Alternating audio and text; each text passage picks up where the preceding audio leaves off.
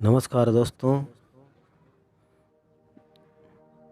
जय महाकाल वर्ल्ड में आपका स्वागत है। समुद्र की लहरें जैसे होती है, पवन के झोंके जैसे होते हैं, किसान की फसल जब खेत में लहराती है, उसी तरह इंसान का मन होता है दोस्तों। फूलों की खुशबू जैसे महकती है, उसी तरह सत्य मन में कभी भाव उठते हैं, यानी ये चीज़ें हमेशा मन में होती है। आज हमारे मन में आवाज़ उठी नरसिंह भगवान की। जब जब धरती पर धर्म की हानि होती है, अधर्म बढ़ने लगता है, चारों ओर मानव जगत में त्राही त्राही मचने लगती है, तब तब भगवान ने अपनी भक्तों की रक्षा की है। गीता जी में श्री कृष्ण भगवान ने भी कहा है अर्जुन से, यदा यदा ही धर्मस्य ग्लानिर्भवति भारत अभ्युत्थानम् अधर्मस्य तदात्मानं सृजाम्यहम्। भगवान ने कई बार अपना अवतार धरती पे लिया है। पहले जब कोई धरती पर मानव जगत में संकट आता था, तो मानव जगत भगवान की प्रार्थना करता था। इसी तरह का एक भगत हुआ था, भक्त प्रहलाद। प्रहलाद का जन्म एक देवयोग से हुआ था, यानी भगवान की वो एक लीला थी। भगवान की लीला तो वो थी सही, बाकी उनका भक्त प्रहलाद का जन्म हुआ था असुर सम्राट हिरण्यकश्यप के घर पर। हिरण्यकश्यप अपने आप को भगवान मानता था, क्योंकि उसके पास अथाह शक्तियाँ उसके पास थी। वो प्रजा से खुद की ही पूजा करवाता था। जो इंसान हरे विष्णु की पूजा करता था या किसी और देवी देवता की पूजा करता था, वो उसे नहीं करने देता था, क्योंकि उसी समय का वही सम्राट था। पर दोस्तों, जिसके अंदर अहंकार होता है वह काहे का भगवान, जिसके अंदर दया नहीं होती वह काहे का भगवान। पर यह भी सच है दोस्तों कि उसके पास धन दौलत, हद से ज़्यादा ऐश्वर्य था। उसके पास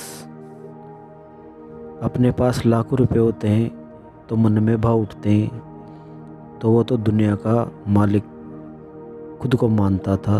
तो आप ही सोचो उसके पास कितनी धन दौलत होगी। और धन दौलत के अलावा उसके पास अलौकिक शक्तियाँ भी थी, जो उसने अपनी सेवा से अर्जित की थी, यानी कि घनघोर तप किया था, जिससे प्रसन्न होकर ब्रह्मदेव से उसने वरदान प्राप्त किया था। और हिरण्यकश्यप को ये वरदान दिया था, मान लो एक तरह से उसने अमरता का वरदान ही प्राप्त कर लिया था, क्योंकि वरदान में उसने कहा था कि न मुझे मनुष्य मार सके, न गंधर्व मार सके, न पशु मार सके, न देवता मार सके, न मैं धरती पे मरूं, न आसमान में, न मैं घर पे मरूं, न बाहर, न मुझे शस्त्र मार सके, न अस्त्र, न मैं दिन में मरूं, न रात में। इस तरह से उसने जो वरदान प्राप्त किया था, शायद वो वरदान पाकर हद से ज़्यादा अत्याचार करने लगा। उसने सोच लिया कि अब मुझे मारने वाला इस धरती पे या आसमान में कोई नहीं है। का घमंड उसके मन में उतर चुका था। ठीक वैसा ही घमंड जैसे रावण के मन में उतरा था। क्योंकि जब जब भी वरदान पाकर कोई हद से ज़्यादा अत्याचार करने लगता है तो उसका अंत भी समीप ही होता है। वह वरदान पाकर ऋषि मुनियों साधु संतों को घोर यातनाएं देने लगा, जिससे धरती पर हाहाकार मच गया। ठीक उसी समय विष्णु के महान भगत प्रहलाद का जन्म उसी के घर में होता है, हिरण्याकश्यप के घर में, जो हमेशा भगवान विष्णु के नाम लेता है, ओम नमो नारायण हरि ओम। तो ऐसे नाम सुनकर उसके पिता हिरण्याकश्यप भक्त प्रहलाद को अनेक यातनाएं देना शुरू कर देता है। उसे वो पहाड़ी पर से गिराता है, पर भगवान उसको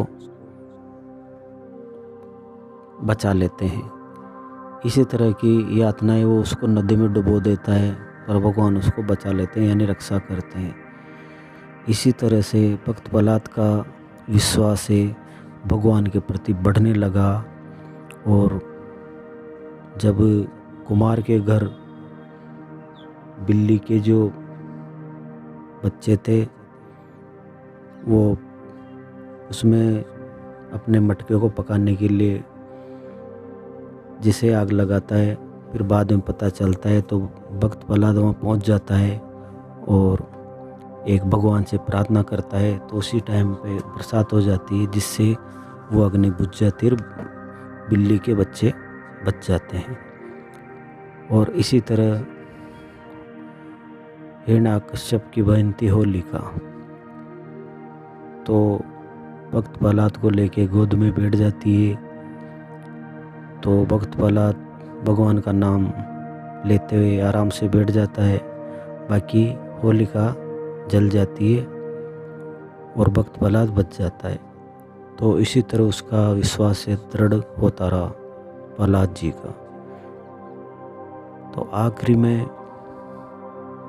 उसके पिता ने यातनाएं देना चालू रखा, हद से ज़्यादा यातनाएं देने लगा। तो आखिरी में फिर भगवान को एक दिन आना ही पड़ा, क्योंकि उसकी भक्ति दृढ़ हो चुकी थी। वो कण कण में भगवान को देखने लग गया था भक्त प्रहलाद। तो एक दिन पिता और पुत्र का संवाद होता है, वो आखिरी टाइम चल रहा था। बाकी उसका पिता पूछता है भक्त प्रहलाद से कि बोल तेरा भगवान कहाँ है। तो भक्त प्रहलाद बोलता है कि पिताजी वो तो हर वस्तु में है, कण कण में व्यापक थे। तो हिरण्याकश्यप ने कहा कि क्या इस खंभे में भी तेरा भगवान है। तो भक्त प्रहलाद ने कहा हाँ पिताजी वो तो इस खंभे में भी है। तो जैसे ही वो गदा से उस खंभ को तोड़ना चाहा तो उसमें से भगवान नरसिंह का अवतार हुआ। और टाइम भी वो था, न तो वो दिन था न रात था, सायंकाल था जिसे अपन संध्या बोलते हैं। न भगवान ने उसको अस्त्र से मारा, न शस्त्र से मारा, उसको अपने नखों से उसको मारा, न धरती पे मारा न आसमान पे मारा, उसको अपनी जंघा पे लिटाकर मारा। तो इसी तरह दोस्तों जब जब भी भक्तों पे संकट आया है भगवान ने किसी न किसी रूप में भक्तों की रक्षा की है। और हिरण्याकश्यप को भगवान ने आज के दिन ही मारा था, इसलिए आज का दिन विशेष होता है।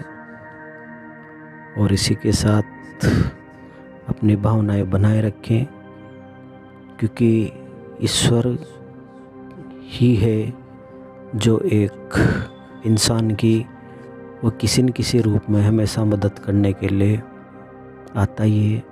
केवल अपना जो मन है वो ईश्वर के प्रति अब पहले जैसा नहीं रहा, पहले से इंसानों का मन ईश्वर की भक्ति से उठ चुका है। और इसी के साथ जय माँ काल।